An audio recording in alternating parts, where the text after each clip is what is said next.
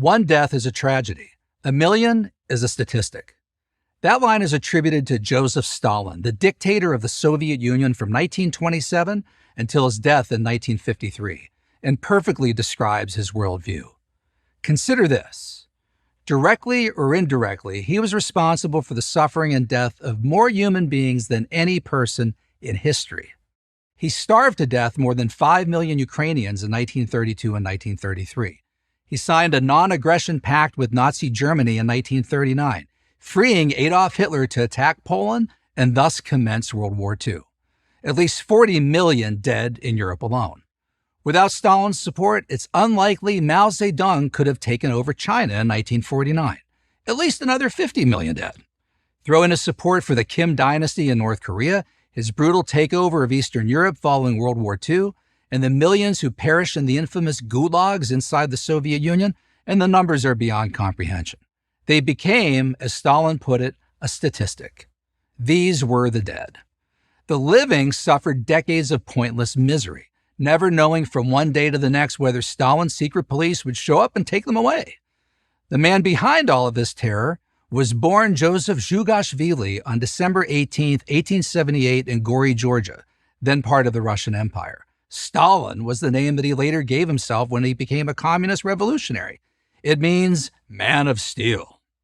His mother wanted him to be a priest, but Stalin never considered it a serious option. Certainly not after he fell under the sway of Vladimir Lenin and his vicious brand of Marxism. Stalin was a jack of all trades. Whatever Lenin needed done, Stalin would do it, including bank robberies, assassinations, and then by 1912, writing and editing the Communist Party newspaper, Pravda. The one thing Stalin never seemed to possess was a conscience. Killing came easily for him, and once he got started, he could never stop. He had a simple philosophy.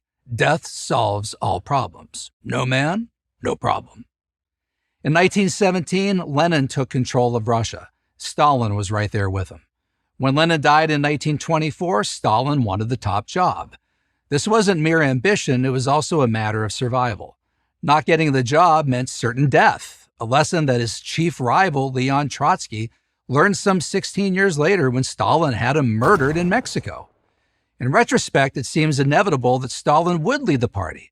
In addition to being utterly ruthless, he was also the consummate bureaucrat.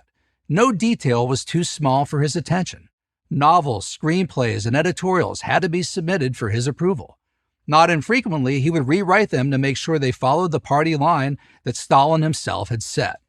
Stalin learned to govern from Lenin.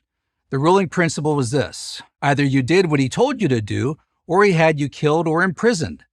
And even if you did what he told you to do, he still might have you killed or imprisoned if he felt you were a threat. This was the story behind the Great Purge of 1936 to 1938, in which Stalin had his closest allies from his Lenin days, Grigory Zinoviev, Nikolai Bukharin, and Lev Kamenev, tried and executed on fictitious charges of treason. All allies became enemies sooner or later with Stalin. Not only was he not remorseful when he destroyed them, he was positively gleeful. As Stalin himself once said, "The greatest delight is to mark one's enemy, prepare everything, avenge oneself thoroughly, and then go to sleep." Over the next 2 years, he had some 70% of the party central committee and the military hierarchy, admirals, generals, corps commanders, wiped out. He simply didn't trust them, and that was enough. Stalin's purge would cost the Soviets dearly. When Hitler invaded Russia in June 1941, breaking his 1939 non-aggression pact with Stalin, there were almost no competent generals left to defend the home front. Millions of Soviet soldiers were slaughtered by the German war machine before the Soviet army was able to recover. The Soviets eventually triumphed over the Nazis, but not before losing 25 million of their own people, the highest number of deaths of any country in the war, many of them sacrificed to Stalin's paranoia and incompetence. But Stalin paid no price. In fact, the war made him more powerful than ever, his cult of personality reaching staggering new heights. Stalin wasn't the leader of the Soviet Union, he was the Soviet Union. Initially, his wartime allies, American President Franklin Roosevelt and British Prime Minister Winston Churchill, assumed that once the war was over, the Soviet army would return to Russia. But Stalin had no such intention. Instead, the infamous Iron Curtain soon descended over Eastern Europe.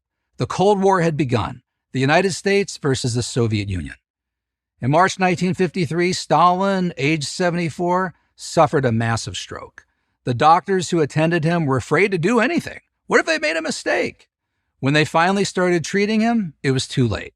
It took 3 agonizing days for Stalin to die, but the Soviet Union endured, immiserating millions of people for another 4 decades, an inglorious testimony to one of the worst people who ever lived.